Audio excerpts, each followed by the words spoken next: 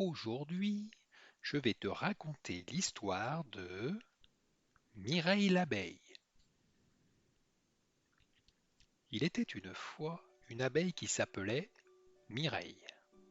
Elle vivait dans une toute petite maison nichée au pied d'un rosier.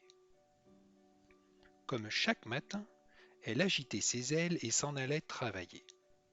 Elle se posait sur une fleur, ramassait un peu de pollen, puis allait en butiner une autre, puis une autre, et ainsi de suite durant toute la journée.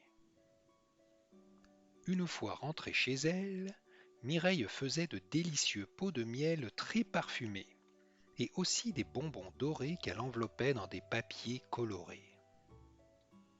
Mais voilà qu'un beau jour, en rentrant du travail, elle retrouva sa maison tout en désordre et, ô malheur, les trois quarts de ses pots vides.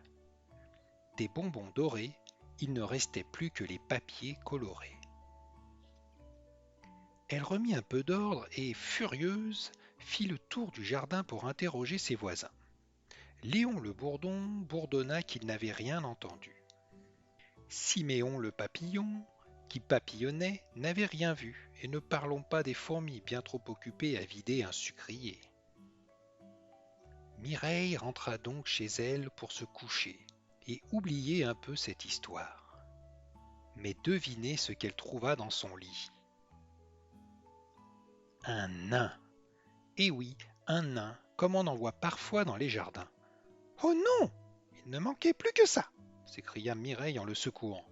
Trop petit, un peu trop petit le lit, fit l'étrange bonhomme tout en dormant. Et mon miel! Dit-elle en le secouant plus fort. Bon, trop bon le miel, fit-il toujours endormi. Et mon balai! Ajouta-t-elle en lui tapant un peu le derrière. Turlututu, qu'est-ce que c'est? Cria-t-il tout à fait réveillé. D'un bond, il sauta du lit et disparut dans la nature. Turlututu, chapeau pointu. Dans sa précipitation, de Lutin perdit son chapeau pointu, oublia ses petits chaussons et une clochette que Mireille trouva fort jolie.